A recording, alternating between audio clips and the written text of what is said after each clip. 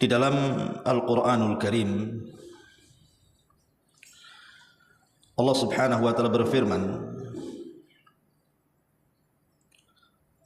tepatnya pada surah Az-Zumar ayat 67. Allah Subhanahu wa Ta'ala berfirman, "Wa ma qadarullaha haqqa qadri wal ardu jami'an qabdatuhu yawmal qiyamati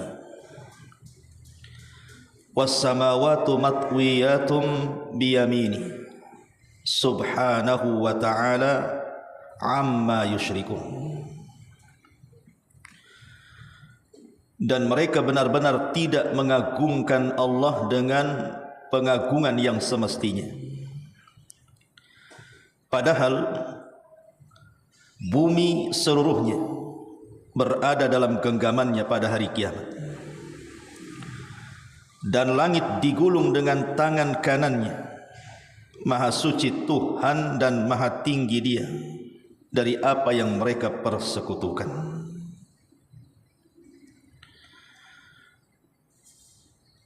Dan Allah Subhanahu wa Ta'ala juga mengatakan, "Wa ma qadarullaha haqqa qadri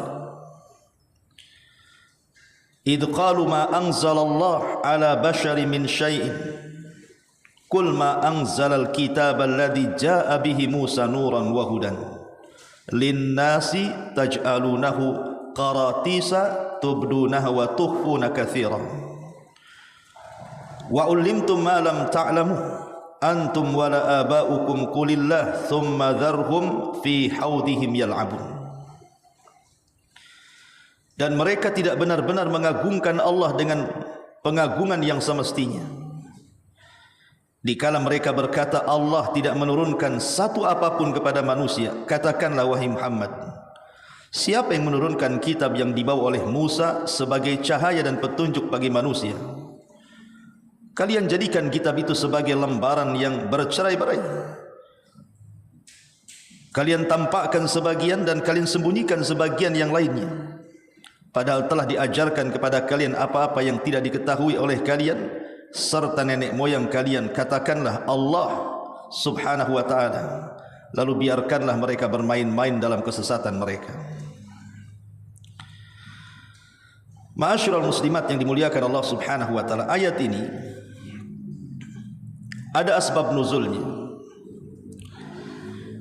Diriwayatkan dari Abdullah ibn Mas'ud radhiyallahu anhu. Jadi ada seorang pendeta Yahudi itu datang kepada Nabi sallallahu alaihi wasallam kemudian berkata, "Ya Muhammad, inna najidu anna Allah yaj'alu samawati ala isba' wal aradina ala isba' wasyajara ala isba' wal ma' ala isba' wathara ala isba' wasairal khalqi ala isba'. Fayaqulu anal maliku." Fadhahika an-nabiy sallallahu alaihi wasallam hatta badat nawajiduhu tasdiqan liqaulil habri thumma qara'a wa ma qadarullaha haqqa qadri wal ardu jami'an qabdatuhu yaumal qiyamah. Orang Yahudi itu atau pendeta Yahudi ini berkata kepada Nabi sallallahu alaihi wasallam, "Wahai Muhammad, sesungguhnya kami dapati dalam kitab suci kami bahwa Allah akan meletakkan langit di atas satu jarinya, pohon-pohon di atas satu jarinya, air di atas satu jarinya, tanah di atas satu jarinya, bahkan seluruh makhluk di atas satu jarinya. Kemudian Allah berfirman, akulah raja kalian." Maka Nabi SAW tertawa sampai nampak gigi geraham beliau karena membenarkan ucapan pendeta Yahudi itu. Kemudian beliau membacakan firman Allah Azza wa Jal, dan mereka tidak mengagungkan Allah dengan pengagungan yang semestinya, padahal bumi dan seluruhnya berada pada genggamannya pada hari kiamat. Ma'asyiral muslimat yang dimuliakan Allah Subhanahu wa Ta'ala, perhatikan dalil-dalil yang saya baca tadi. Allah Subhanahu wa Ta'ala berfirman di dalam Al-Quran surah Az-Zumar tadi, bahwa kebanyakan manusia itu tidak mengagungkan Allah dengan semestinya pengagungan yang diperintahkan Allah dan Rasulnya. Padahal dalam riwayat Ibnu Mas'ud radhiyallahu anhu sudah jelas bahwa alam semesta ini semua ada di genggaman Allah Subhanahu wa taala. Di mana langit berada di genggamannya, bumi di genggamannya, pohon di genggamannya, air di genggamannya. Bahkan seluruh makhluk yang Allah Subhanahu wa taala ciptakan semua ada di genggamannya. Kalau semua berada di genggaman Allah Subhanahu wa taala, betapa tinggi dan agungnya Allah Subhanahu wa taala. Semestinya kita sebagai makhluk ketika tahu keagungan Allah Subhanahu wa taala sedemikian luar biasa, harusnya kita lebih mengagungkan Allah Subhanahu wa taala.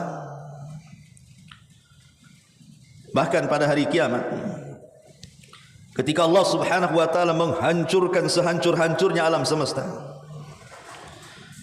di mana tidak ada makhluk kecuali Allah binasakan. Tidak malaikatnya, tidak jinnya, tidak manusianya, semua Allah binasakan. Kemudian Allah Subhanahu wa taala berfirman dan mengatakan, Anal Malik, ainal muluk. Saya raja kalian, mana raja-raja dunia yang sombong itu? Tidak ada yang menjawab karena tidak ada makhluk. Tidak ada makhluk yang berakal yang hidup kala itu. Maka Allah Subhanahu wa taala jawab sendiri dan mengatakan, Lillahil wahidil qahhar. Bahwa kekuasaan itu milik Zat yang Maha Esa dan Maha Perkasa. Kalau semua makhluk berada di genggaman Allah Subhanahu wa taala, Allah bisa kemudian menciptakan mereka dan Allah bisa membinasakan mereka semuanya. Artinya bahwa kekuasaan itu ada di tangan Allah. Raja itu ada di tangan Allah Subhanahu wa taala. Sudah semestinya kita menundukkan diri dalam rangka mengagungkan diri kita kepada Allah Subhanahu wa taala, Zat pemilik segala kerajaan yang ada di semesta alam ini. Wa ma qadarullaha haqqa qadrih, tapi mereka tidak mengagungkan Allah dengan pengagungan yang semestinya. Ma'asyiral muslimat yang dimuliakan Allah Subhanahu wa taala, bagaimana caranya supaya kita tahu keagungan Allah dan kita bisa mengagungkan Allah Subhanahu wa taala, dan siapa-siapa orang-orang yang dianggap tidak mengagungkan Allah itu? Inilah yang kita akan bahas sedikit. Ma'asyiral muslimat yang dimuliakan Allah Subhanahu wa taala, kita tahu bahwa cukuplah saya sebut 3 ciptaan Allah yang menunjukkan besarnya Allah di hadapan kita.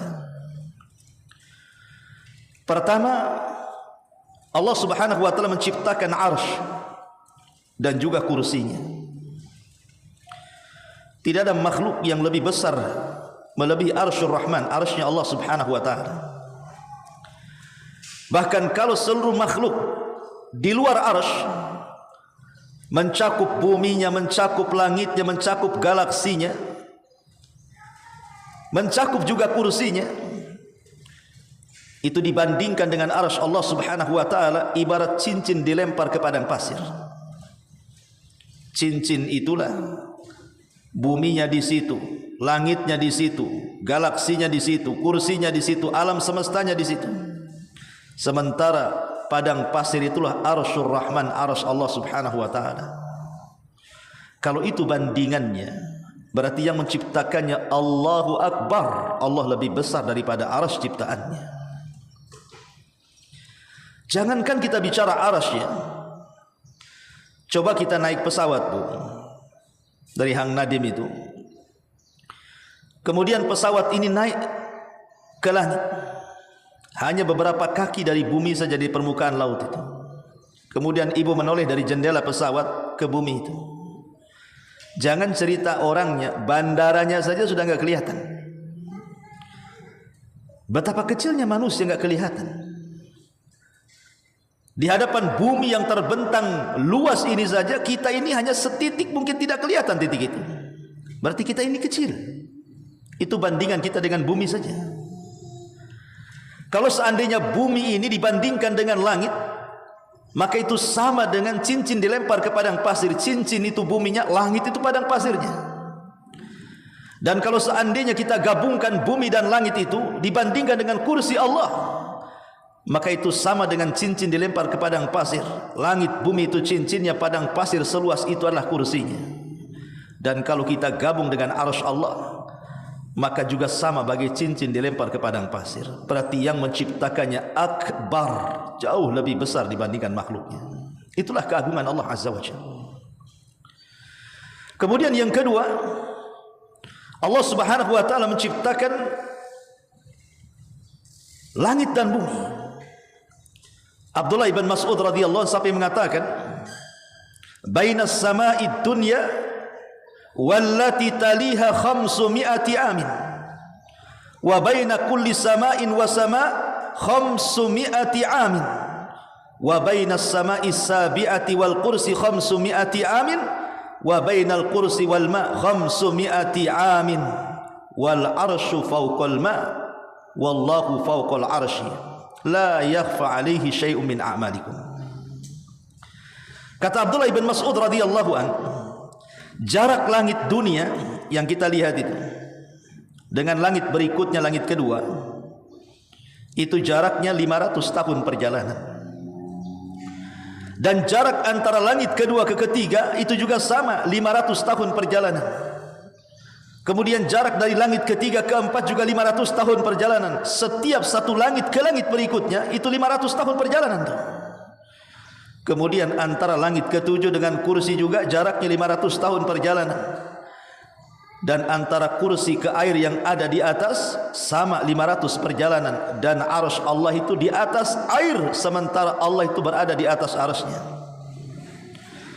Dan bagi Allah tidak ada yang tersembunyi dari amal kalian, walaupun terlapisi dari atas, dari mulai arsy-Nya, kursinya, langitnya, buminya, tidak ada yang tersembunyi bagi Allah apapun yang kita lakukan. Lihat bagaimana jarak langit dan bumi saja 500 tahun perjalanan. Allah bisa sanggup menciptakan alam semesta sedemikian rupa. Dan ini menunjukkan apa? Keagungan Allah Azza wa Jalla. Belum ada yang mampu menembus perjalanan sejauh itu kecuali makhluk yang Allah kehendaki untuk menembusnya, seperti Rasulullah sallallahu alaihi wasallam dalam peristiwa Isra dan Mi'raj. Karena kuasa Allah. Tapi selain Nabi SAW, siapa di antara manusia yang bisa menembus? Jangan lagi cerita ke Sidratil Muntaha. Menembus ke langit saja tidak ada yang bisa. Ma'asyiral muslimin yang dimuliakan Allah Subhanahu wa taala. Kemudian yang ketiga, penciptaan malaikat. Bahkan ada satu malaikat ini kekuatannya menjangkau seluruh manusia dan jin. Siapa? Malakul Maut. Malaikat maut.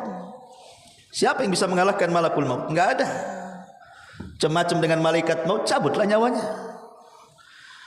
Itu satu malaikat saja kekuatannya menjangkau seluruh jin dan juga manusia. Dan ini cukup bagi kita menunjukkan bahwa Allah menciptakan satu makhluk yang luar biasa agungnya. Bagaimana zat yang menciptakannya, Allah Jalla fi'ula, jauh lebih agung daripada makhluknya. Dan ini juga isyarat tentang keagungan Allah Subhanahu wa taala. Ma'asyiral muslimat yang dimuliakan Allah Subhanahu wa taala. Lalu bagaimana caranya kita mengetahui keagungan Allah? Yang pertama, at-tadabbur bi asma'illahi azza wa jalla. Merenung, memikirkan tentang nama-nama Allah Subhanahu wa taala yang agung. Allah memiliki nama-nama yang indah dan sifat-sifat yang sempurna yang tidak dimiliki makhluknya. Sebut saja Ar-Rahman Ar-Rahim. Allah zat yang maha pengasih lagi maha penyayang. As-Sami Al-Basir, Allah itu maha mendengar lagi maha melihat. Allah bisa melihat sampai tembus di kegelapan malam. Bahkan dedaunan yang jatuh sekalipun di tengah kegelapan malam, Allah tahu di mana jatuhnya, berapa jatuhnya, jam berapa detik jatuhnya, Allah maha tahu. Dan itulah As-Sami, Allah itu Al-Basir, Allah itu maha melihat. Bahkan Allah bisa menembus apa yang ada dalam hati setiap manusia. Dan itu kuasa Allah. As-Sami, Allah maha mendengar. mendengar segala sesuatu, bahkan ucapan yang belum diucapkan manusia, tahu Allah itu apa yang dia akan ucapkan itu. Bahkan di dasar lapisan bumi sekalipun kalau ada suara, Allah Maha tahu. Dan itu keagungan Allah Subhanahu wa taala. Dengan merenungkan nama-nama Allah Subhanahu wa taala, makin yakin bahwa Allah Subhanahu wa taala itu zat yang maha agung. Lalu kenapa mereka tidak mengagungkan Allah dengan semestinya pengagungan?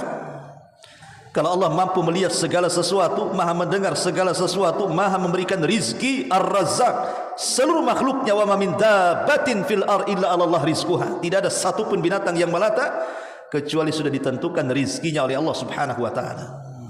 Maka dengan menghayati, mempelajari, merenungkan, memikirkan nama-nama Allah yang agung, dengan itulah terpatri dalam hati kita pengagungan kita kepada Allah Azza wa Jalla.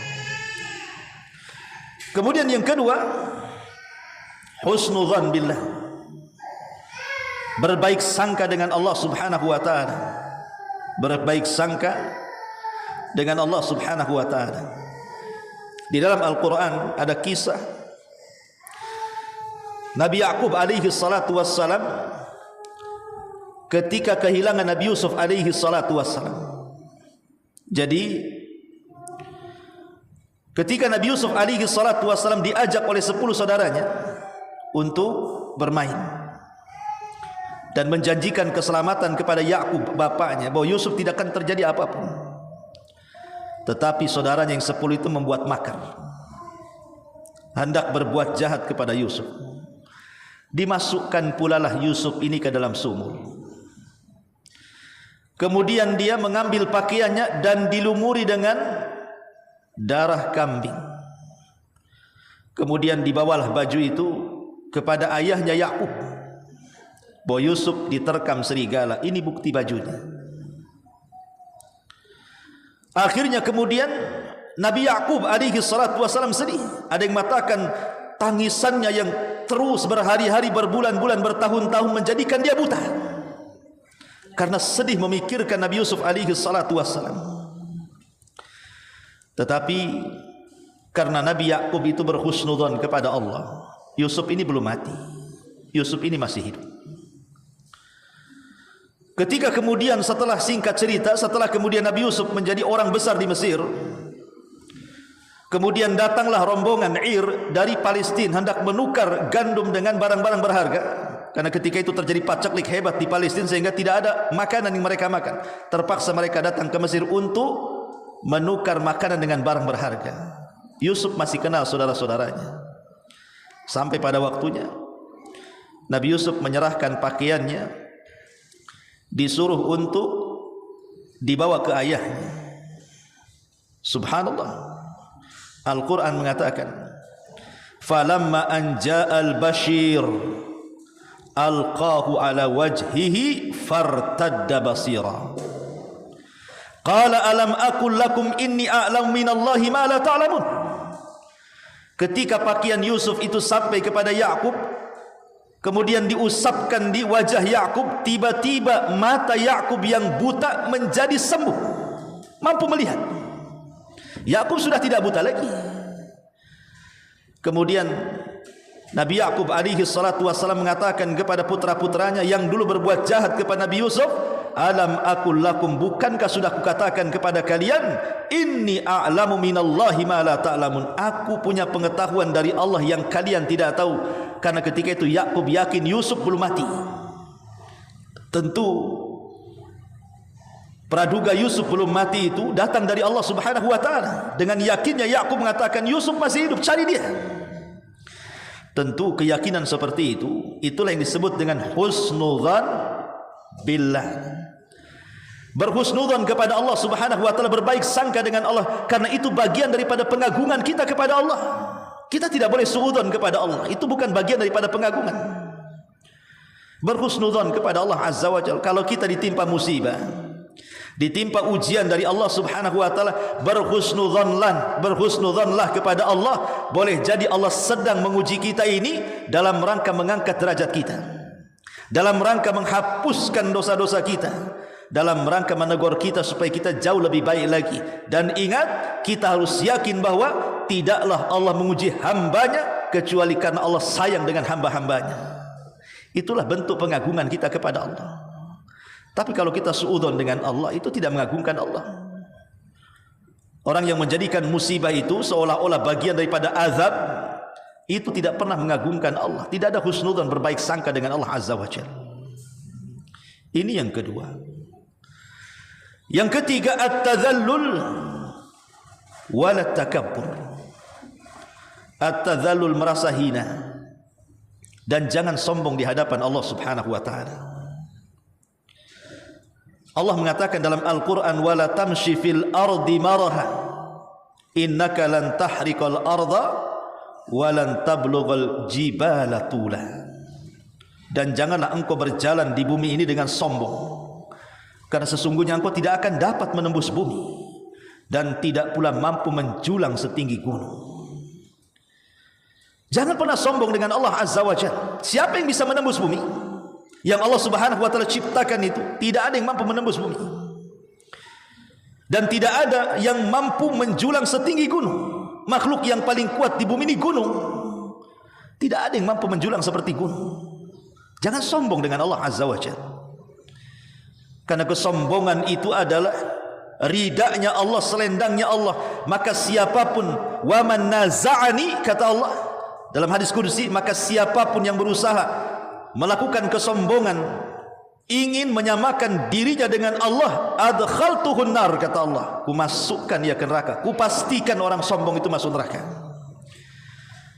Dan kelak pada hari kiamat Rasul katakan, yuhsyarunal mutakabbiruna ka amsalidz dzar.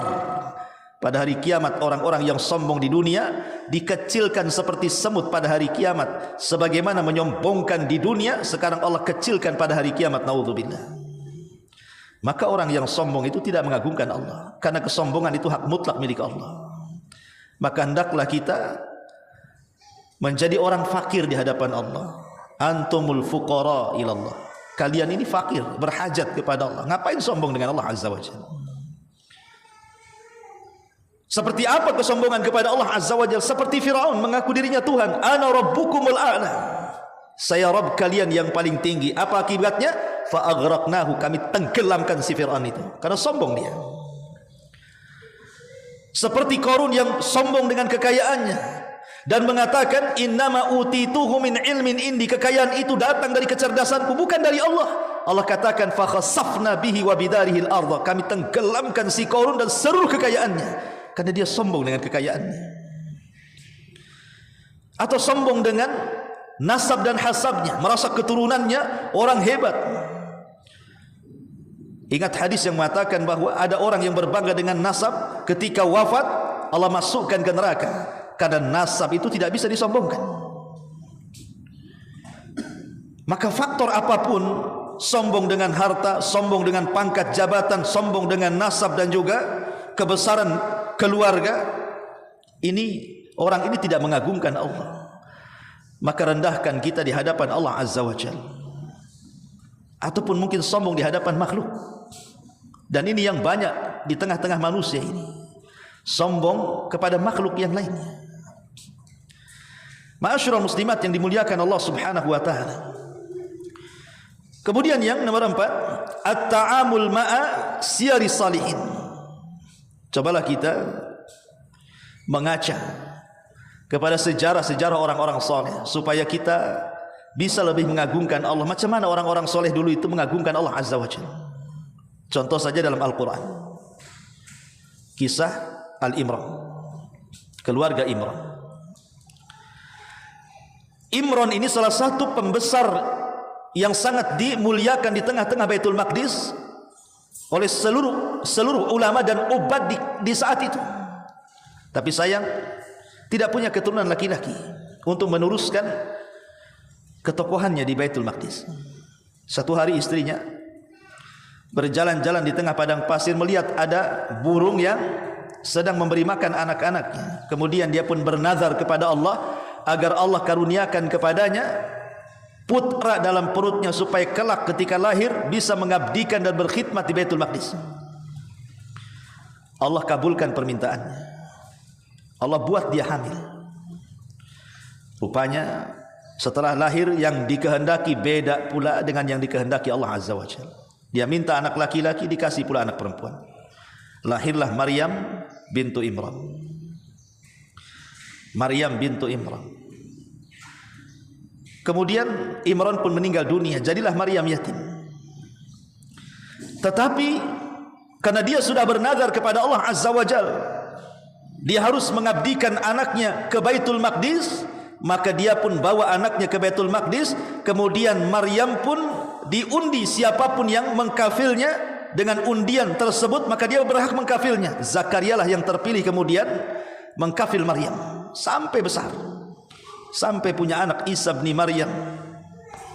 Mukjizat yang luar biasa. Maryam tidak disentuh laki-laki tapi punya anak Isa, ya, karena itu mukjizat. Isa akan jadi nabi.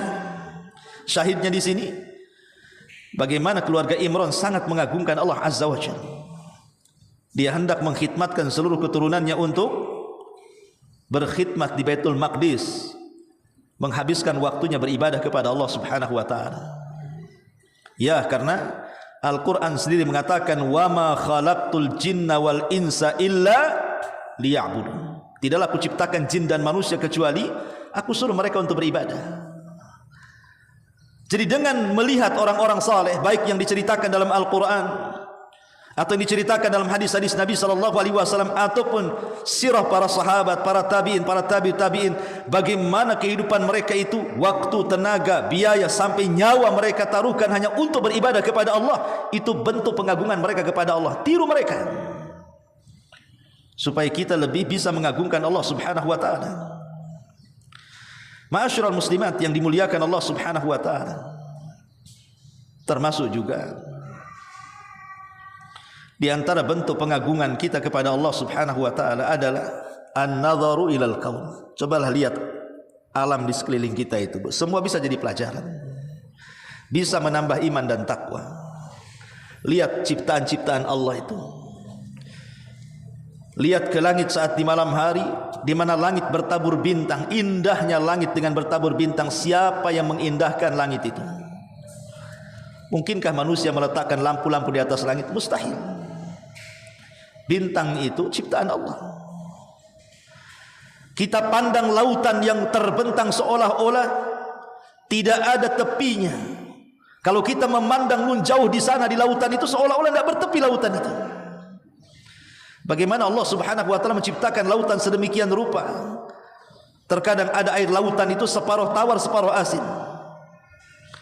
Terkadang air lautan itu, kalau kita menembus ke dalam air lautan, berbagai macam ikan-ikan, bentuk ikan, warna ikan, rasa ikan, macam-macam. Siapa yang memberi warna ikan sebanyak itu? Mungkin manusia bawa pilok, dipilok satu-satu ikan itu, dicat satu-satu, ada yang berwarna-warni. Macam mana pula dia? Kayak menggambar. Tidak ada yang bisa itu mutlak kekuasaan Allah yang menciptakan ada ikan dengan beragam rupa, warna dan rasa.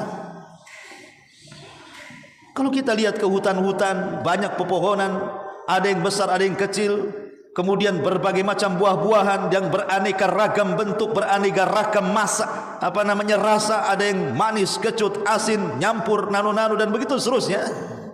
Siapalah yang membuat rasa-rasa itu? Bahkan kalau kita melihat diri kita sendiri, kata Allah, wa fi anfusikum afala tubsirun. Dalam diri kalian itu tidakkah kau lihat kekuasaan Allah di situ? Lihat badan kita, Bu. Allah sudah letakkan mata ya di situ, hidung di situ, lisan di situ. Kemudian Allah buat tangan ya di situ, kaki di situ. Kemudian dua tangan tidak ada yang beda, dua kaki tidak ada yang beda, termasuk dua telinga pendengarnya sama. Subhanallah, laqad khalaqnal insana fi ahsani taqwim. Bahkan manusia diberikan oksigen majanan, gratis oksigen itu. Kita tinggal hirup saja. Coba lihat ke rumah sakit tuh yang kekurangan nafas tuh, sampai harus beli oksigen beratus-ratus juta. Allah berikan free. Kuasa siapa ini? Allah kan bisa saja menghentikan angin sehingga orang tidak bisa bernafas. Dan ini kuasa Allah Subhanahu wa taala. Maka dengan banyak memandang alam semesta, lautannya, langitnya, gunungnya, hutannya, bahkan pada diri kita itu akan bisa lebih mengagungkan Allah Subhanahu wa taala. Termasuk juga rububiyatullah azza wa jalla. Kalau kita ini meyakini bahwa di sana ada zat yang menciptakan kita, di sana ada zat yang mengatur kita, di sana ada zat yang menguasai kita, menciptakan, mengatur dan menguasai, memberikan rizki, menghidupkan dan mematikan, dan segala sesuatu yang berkaitan dengan kita manusia, menunjukkan bahwa di sana ada Tuhan yang harus kita sembah. Karena secara logika, kalau Allah Subhanahu wa taala menciptakan kita, Dia pula yang mengatur kita, Dia pula yang menguasai kita, Dia pula yang memberikan rizki kepada kita, Dia pula yang memberikan kehidupan dan kematian kepada kita, maka Allah dengan rububiyahnya sudah berhak untuk disembah. Karena kita tidak boleh menyembah zat yang tidak bisa menciptakan. Kita tidak boleh menyembah zat yang tidak bisa mengatur dan menguasai, menghidupkan dan matikan. Macam mana kita menyembah zat yang lemah? Kita menyembah zat kuat. Maka dalam bentuk pengagungan kita kepada Allah adalah dengan merenungkan rububiyah Allah yang sampai kepada uluhiyahnya. Barulah itu mengagungkan Allah Subhanahu wa taala. Burung hudhud di zaman Nabi Allah Sulaiman. Ketika Sulaiman berkata, di mana si hudhud itu? Kok enggak ada dalam barisan? Cari si hudhud. Kalau tidak kutemui dengan segera, kubunuh dia atau kuazab dia, atau dia mendatangkan alasan yang jelas. Datang hudhud. Kemudian menceritakan bahwa aku punya ilmu yang kau tidak punya, wahai Sulaiman. Aku baru saja terbang dari Palestina ke Yaman. Aku melihat ada kerajaan, pemimpinnya perempuan. Wajadtuha wa qaumaha yasjuduna lisyamsi min dunillah. Aku dapati rajanya, ratunya dan juga kaumnya, mereka sujud kepada matahari selain daripada Allah Azza wa Jalla. Subhanallah, burung hudhud benci dengan kesyirikan. Itu seekor burung. Akhirnya kemudian Nabi Sulaiman mengirimkan surat kepada hudhud yang berakhir mengancam kalau mereka tidak masuk ke agama Sulaiman, tauhid, maka akan diserang. Di ujung kisah Balqis pun datang kepada Sulaiman, kemudian masuk dalam Islam, bertauhid kepada Allah Azza wa Jalla. Satu burung hudhud menyebabkan hidayah satu kerajaan Sabah. Lihat, kalau hewan saja tidak suka dengan kesyirikan, harusnya kita juga sama. Hewan loh tidak suka kesyirikan dan menjadikan penyebab hidayahnya kerajaan Sabah. Harusnya manusia yang berakal harus lebih lagi berfikir bahwa zat yang tidak sanggup menciptakan, mengatur, memiliki, menghidupkan, mematikan, berikan rizki dan begitu seterusnya, kalau zat itu tidak layak itu semua, layakkah disembah? Tidak layak disembah. Berarti zat yang layak disembah itu hanya Allah. Dialah yang menciptakan kita, mengatur kita, memberikan rizki kepada kita dan begitu seterusnya. Begitulah cara mengagungkan Allah Subhanahu wa taala. Ma'asyiral muslimat yang dimuliakan Allah Subhanahu wa taala, dan kita harus yakin bahwa Allah itu zat yang maha kaya. Antumul fuqara ilallah wallahu huwal ghaniyul hamid. Kalian semua fakir, sangat berhajat kepada Allah. Dialah zat yang maha kaya lagi maha terpuji. Ya ibadi, innakum lam tablughu dzurri fatadhurruni wa lan tablughu naf'i fatanfa'uni. Wahai hambaku, kalian tidak akan mungkin menyakitiku, tidak mungkin memberikan manfaat kepadaku dengan madarat yang kalian lakukan atau manfaat yang kalian berikan. Ya ibadi, law anna awwalakum wa akhirakum wa insakum wa jinnakum kanu ala atqa qalbi rajulin wahidin minkum ma zada dzalika fi mulki syai'ah. Hei hamba-hambaku, kalau seandainya orang yang awal kalian dan yang akhir kalian, manusia kalian dan jin kalian berada di satu hati, itu tidak menambah kekuasaanku sedikit pun. Ya ibadi, law anna awwalakum wa akhirakum wa insakum wa jinnakum kanu ala afjari qalbi rajulin wahid ma naqasa dzalika min mulki syai'ah. Wahai hambaku, kalaulah seandainya orang yang awal-awal kalian, yang akhir kalian, manusia kalian, jin kalian jadi satu hati, menjadi seluruh manusia hatinya semua buruk, tidak ada yang baik, itu tidak mengurangi kekuasaanku, kata Allah. Jadi kalau seandainya satu dunia baik, satu dunia beriman, satu dunia masuk Islam, tidak menambah kekuasaan. Kalaupun satu dunia fajir, fasik, kafir, musyrik sekalipun, tidak mengurangi kekuasaan Allah. Tidak mengurangi kekuasaan Allah. Bahkan ya ibadi, lau anna awwalakum wa akhirakum wa insakum wa jinnakum qamu fi sa'idin wahid fasa'aluni fa'ataitu kulla insanin mas'alatahu ma naqasa dhalika mimma indi illa kama yanqus al-mihyatu idza udkhila al-bahra. Wahai hamba-hambaku, kata Allah, seandainya orang yang awal kalian dan akhir kalian, manusianya atau jinnya, mereka berkumpul di satu tanah lapang, semuanya meminta kepadaku, baik mintanya banyak atau sedikit, kemudian aku kasihlah permintaan setiap orang dan jin yang minta kepadaku, itu tidak berkurang sedikit pun kekayaanku, melainkan seperti jarum diletakkan di lautan kemudian diangkat, kemudian ada tetesan terakhir di ujung jarum, itulah yang diberikan kepada seluruh manusia yang awal dan akhir, seluruh jin yang awal dan akhir. Sementara lautan itu adalah kekayaan Allah yang tidak bertepi. Kaya raya Allah itu. Lalu apa yang disombongkan? Lalu apa yang kita ini kecilkan dari Allah Azza wa Jalla? Kita tidak boleh mengecilkan Allah. Yang sekarang diperbutkan manusia dari pangkat, jabatan, kekayaan itu hanya satu tetes di ujung jari saja. Sementara kekayaan Allah terbentang luas bak lautan.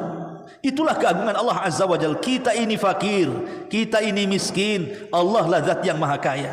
Yakin Allah itu kaya, supaya kita bisa lebih mengagungkan Allah Azza wa Jalla, sehingga kita tidak meminta kecuali kepada Allah, tidak meminta pertolongan kecuali minta pertolongan kepada Allah Subhanahu wa taala. Dan perlu diingat bahwa tidak ada satupun makhluk kecuali berada dalam pantauan Allah Subhanahu wa taala. Tidak ada satu makhluk kecuali berada dalam pantauan Allah. Selama dia hidup, maka dia dalam pantauan Allah. Kemanapun Allah tahu. Tidak ada yang bisa bersembunyi dari Allah Subhanahu wa taala. Lalu kalau tidak ada yang bisa bersembunyi dari Allah Subhanahu wa taala, sehebat apapun manusia menyembunyikan kejahatan dan keburukannya, Allah tahu. Dan kalau itu kita yakini bahwa tidak ada yang tersembunyi bagi Allah, nampaklah keagungan Allah Azza wa Jalla, sehingga kita lebih mengagungkan Allah, sehingga kita tidak mungkin melakukan keburukan, karena kita senantiasa dipantau oleh Allah Subhanahu wa taala. Tanamkan sifat muraqabah. Itu bentuk kita mengagungkan Allah Azza wa Jalla, bahwa kita merasa diawasi Allah, karena tidak ada satupun makhluk kecuali ada dalam pengawasan Allah Subhanahu wa taala. Ma'asyiral muslimin yang dimuliakan Allah Azza wa Jalla, dan di antara keagungan Allah pun, Allah tidak mungkin melakukan sesuatu kepada hambanya kecuali ada hikmah di dalamnya. Adil dalam seluruh perintahnya, sidqan, benar dalam seluruh habarnya, adil dalam setiap perbuatannya. Allah tidak pernah mendolimi hamba-hambanya. Hamba-hamba itulah yang mendolimi diri mereka dan Allah Subhanahu wa taala. Allah itu maha adil, dan itu bentuk keagungan Allah Subhanahu wa taala. Allah tidak pernah mendolimi hamba-hambanya. Innallaha la yadlimu mithqala dzarrah. Allah tidak pernah mendolimi sebiji zarah sekalipun. Wa in taku hasanah yudhaifha wa yu'ti min ladunka ajr wa yu'ti min ladunhu ajran azima. Dan jika seseorang mendatangkan satu kebaikan, Allah lipat gandakan, dan dia akan mendapatkan pahala yang sangat besar di sisi Allah Subhanahu wa taala. Itulah di antara hal-hal atau wasilah-wasilah bagi kita bisa mengagungkan Allah. Lalu apa saja maksiat-maksiat yang menunjukkan kita ini persis seperti firman Allah Subhanahu wa taala dalam bab ini, wa ma qadarullaha haqqa qadri wal ardu jami'an qabdatuhu yaumal qiyamah. Dan mereka tidak mengagungkan Allah dengan pengagungan yang semestinya. Siapa mereka itu? Siapa mereka yang tidak mengagungkan Allah yang semestinya itu? Padahal kita tahu bahwa sudah saya uraikan, alam semesta ini dalam genggaman Allah Subhanahu wa taala. Tapi masih ada saja orang yang tidak paham keagungan Allah, dan dia pun tidak mengagungkan Allah Azza wa Jalla. Pertama, tadi sudah saya singgung, adalah qaswatul qalbi, kerasnya hati. Orang yang keras hatinya, Bu, selamanya tidak akan mengagungkan Allah. Orang yang keras hatinya tidak akan selamanya mengagungkan Allah Azza wa Jalla. Tsumma qasat qulubukum min ba'di dzalik fahiya kal hijarati aw ashaddu qaswa. Kemudian mengeraslah hati kalian seperti batu, bahkan lebih keras daripada batu. Lihat Bani Israel dalam Al-Quran itu diperlihatkan berbagai macam mukjizat dari Nabi Musa, mulai daripada tongkat membelah lautan, kemudian tangan bercahaya, kemudian tongkat membelah batu, keluarlah 12 mata air, kemudian turun maidah dari langit berupa manna dan salwa, makanan dari langit manna dan salwa, pakaian dari langit, naungan dari langit, kemudian menghidupkan orang yang sudah mati dengan dipukul oleh sebagian daging sapi ketika terjadi pembunuhan orang kaya. Kemudian tiba-tiba Bani Israel tidak yakin dengan Nabi Musa. Sebagian mereka selalu menentang, membangkang, bahkan kufur kepada syariat Musa. Pembangkangan kepada Nabi Musa yang dilakukan Bani Israel itu tidak lain karena kekerasan hati mereka. Keras hatinya, sulit untuk mendapatkan hidayah Allah. Itu sulit mengagungkan Allah Azza wa Jalla, karena Musa ini utusan Allah. Ketika tidak nurut dengan utusannya, hakikatnya dia tidak mengagungkan Allah yang mengutusnya. Lihat orang-orang jahiliyah yang mereka keras hatinya sehingga sedikit sekali rahmat kepada fuqara wal masakin. Sehingga ketika ada anak yatim yang datang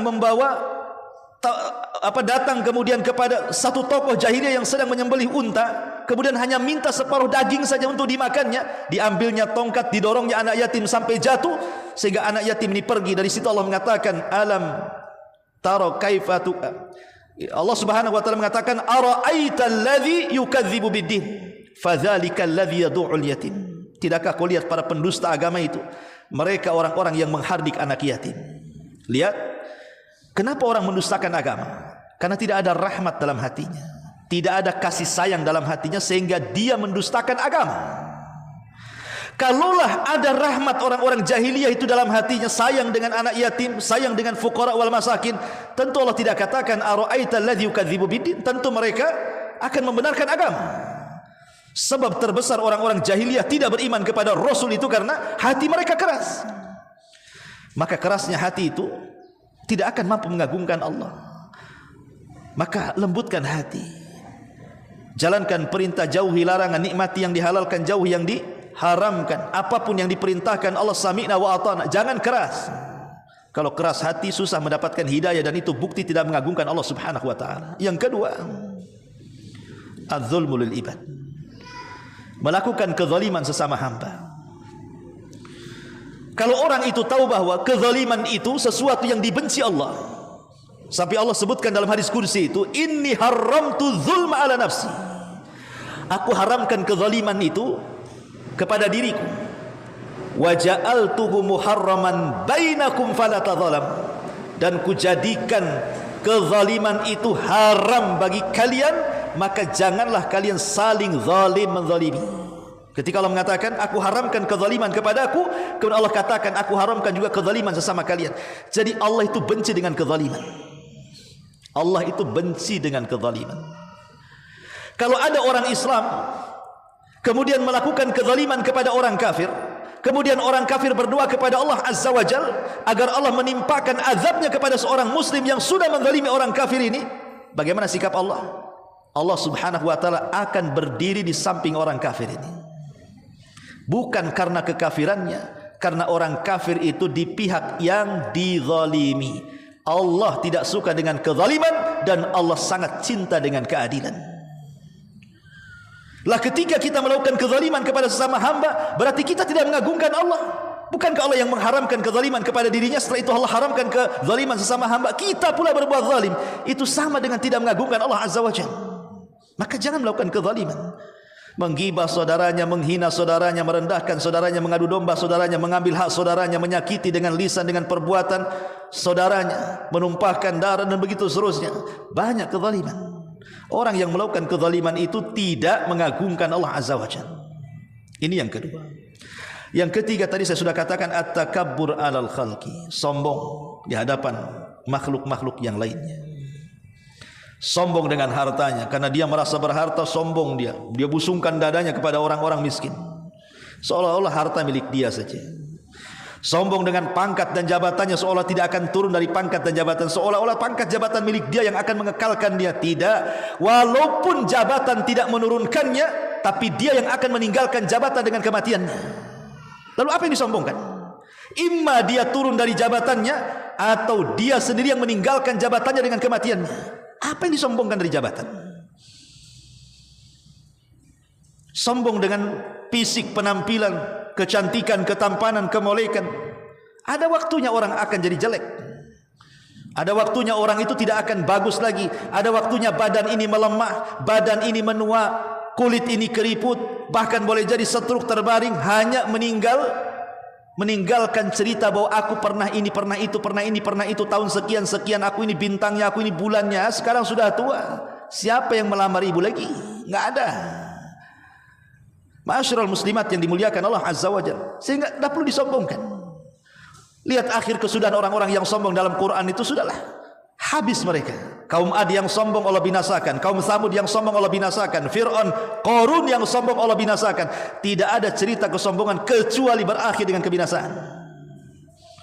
Ini yang kedua. Yang ketiga, yang keempat, al-bu'du an qiyamil lail, menjauh dari qiyamul lail. Qiyamul lail ini bukan hanya sekedar tahajud, Bu. Qiyamul lail ini menghabiskan malam untuk ibadah. Ibu bangun hanya berzikir kepada Allah. Umpamanya ibu bangun kan, apa doanya, Bu? Alhamdulillahilladzi ahyana ba'da ma amatana wa ilaihin nusyur. Cukup ngomong gitu saja ibu sudah qiyamul lail tuh. Kalau ibu berdoa itu sudah qiyamul lail. Kemudian berwudu itu juga qiyamul lail. Kemudian qiraatul Quran itu juga qiyamul lail. Termasuk tahajud juga qiyamul lail. Kenapa orang-orang yang tidak pernah qiyamul lail? Mungkin dia tidak sholat, tidak apa-apalah mungkin. Tapi jangan lupa baca Quran. Mungkin dia tidak baca Quran, jangan lupalah berwudu. Mungkin dia tidak berwudu, masa berzikir tidak bisa? Masa berdoa tidak bisa? Ingat, di sepertiga malam akhir itu setiap hari Allah turun ke bumi. Kemudian Allah menawarkan kekuasaannya dan mengatakan, man yad'uni fa astajibalah, wa man yastaghfiruni fa aghfiralah, wa man yas'aluni fa utiya. Siapa yang berdoa aku kabulkan, siapa yang minta ampun ku ampuni, siapa yang meminta aku berikan seluruh permintaannya. Allah turun ke langit dunia, malaikat turun menyaksikannya. Kalau saya boleh analogikan, Bu, kalau saya katakan, Bu, besok sepertiga malam tolong ke bandara, jemput Pak Wali Kota mau datang. Kira-kira ibu datang enggak? Pasti datang, apalagi ibu ajudannya. Bisa dipecat tuh kalau tak datang tuh. Oh, kadang-kadang pesawat jam 2, Bu, jam 11 ibu sudah nongkrong di bandara tuh. Tahu-tahu didelay sampai subuh, kapok lah, 4 jam menunggu dia. Tapi tetap ditunggu kan, Bu?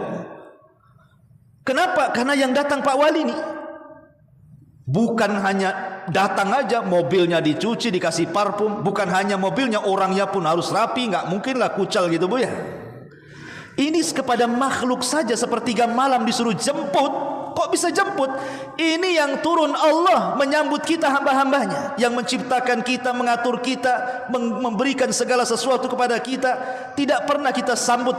Minimalnya lah kalau tidak tiap hari ada dalam sebulan itu qiyamul lail. Entah tidak bisa tahajud ya baca Quran, tidak bisa baca Quran ya berwudu, tidak bisa berwudu ya berzikir, tidak bisa berzikir ya berdoa.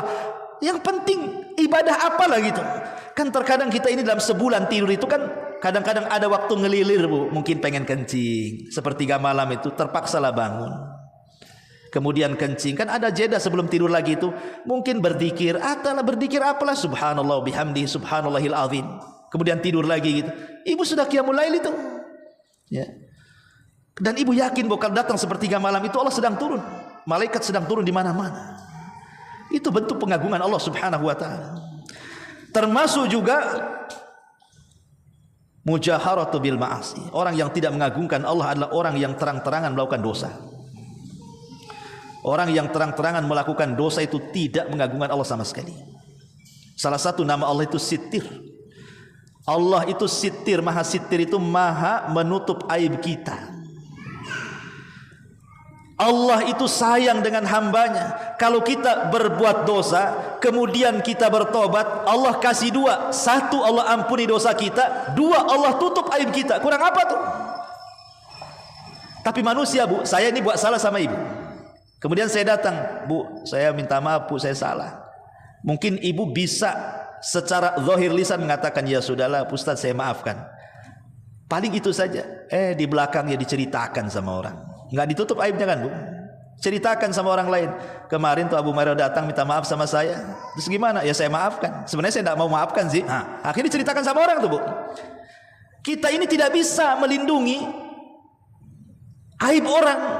Tapi Allah itu bukan hanya sekedar mengampuni dosa, ditutup lagi aib kita ini. Luar biasa. Dan kalau Allah sudah mengampuni dosa kita, Allah hapus bekas-bekas dosa yang lainnya. Luar biasa. Tidak akan tersisa bekas-bekas dosa yang lain. Kalau Allah sudah ampuni, semuanya Allah ampuni. Allah tidak akan memandang lagi apa yang dia lakukan sebelumnya.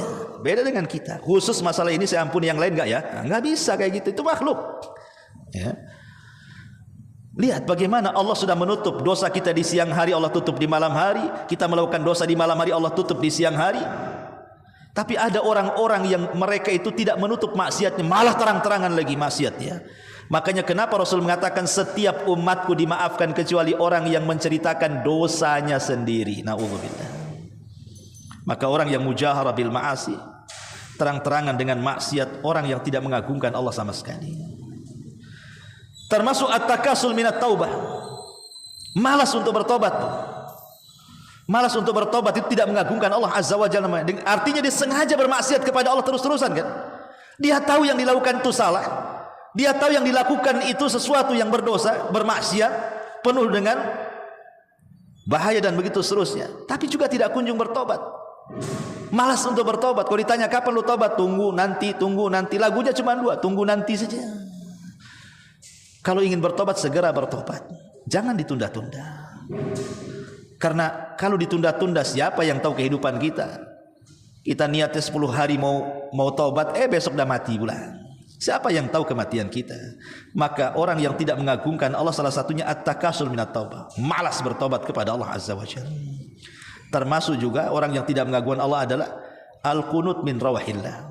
Putus asa dari rahmat Allah Azza wa Jalla. Itu tidak mengagungkan Allah tuh. Ada orang yang kemudian kurang ekonominya, sehingga dia pusing dengan masa depannya, masa depan dirinya, masa depan keluarganya, masa depan anak-anaknya. Putus asa akhirnya. Allah disalahkan. Sebagian mereka bunuh diri gara-gara ekonomi. Sebagian mereka bunuh diri gara-gara ekonomi. Putus asa. Atau orang yang banyak melakukan dosa, kemudian adalah secercah hidayah sehingga dia bertobat, ingin bertobat kepada Allah Azza wa Jalla karena terpikir dosanya banyak, kemudian suudzon kepada Allah, jangan-jangan Allah enggak mengampuni saya katanya. Putus asa dari rahmat Allah Azza wa Jalla. Tidak boleh.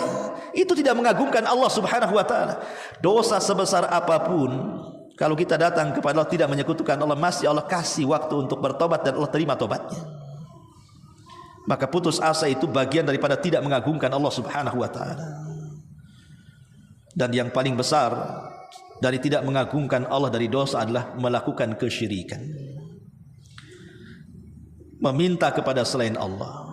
Padahal Allah yang memberi, tapi mintanya kepada orang lain. Kepada makhluk yang lain, kepada berhala. Allah yang menciptakan kita, Allah yang mengatur kita, Allah yang rizki kita, tapi mintanya kepada zat selain Allah Azza wa Jalla. Kan kurang ajar itu, tidak mengagungkan Allah namanya. Allah lah yang menciptakan kita, Allah yang ngasih rizki di rahim ibu kita sampai 9 bulan. Kemudian berojol ke bumi, Allah kasih rizki dia. Kemudian setelah besar Allah kasih pengetahuan sehingga sebagian mereka jadi dokter, insinyur, pilot, macam-macam, orang cerdas, penemu, orang cerdik, pandai. Bersyukurnya kepada selain Allah. Ini tidak mengagungkan Allah namanya. Maka syirik itu adalah sebesar-besarnya sebab orang tidak mengagungkan kepada Allah Azza wa Jalla. Maka bahaya. Ma'asyiral muslimat yang dimuliakan Allah Azza wa Jalla. Maka dalam ayat ini ada satu pelajaran besar bagi kita bahwa Allah itu zat yang maha besar. Agungkan Allah. Kita ini zat yang maha kecil, kecilkan kita di hadapan Allah Azza wa Jalla. Jangan sombong, jangan merasa besar, karena Allah itu wahidil qahar, zat yang maha esa dan maha perkasa. Bisa saja Allah sekonyong-konyong mengirim azabnya kepada kita. Sudah banyak bukti kalau Allah sudah marah, gunung bisa hancur, lautan bisa meluap, bumi bisa digoncangkan, langit bisa digerhanakan, manusia bisa dibinasakan. Itu kalau Allah marah tuh, segala sesuatu bisa terjadi. Oleh karena itulah maka agungkan Allah Subhanahu wa taala. Inilah cara bagaimana cara mengagungkan Allah Subhanahu wa taala. Wallahu a'lam bishawab. Dan ada manfaatnya. Taib, sebelum saya tutup kalau ada yang bertanya, tafadhol.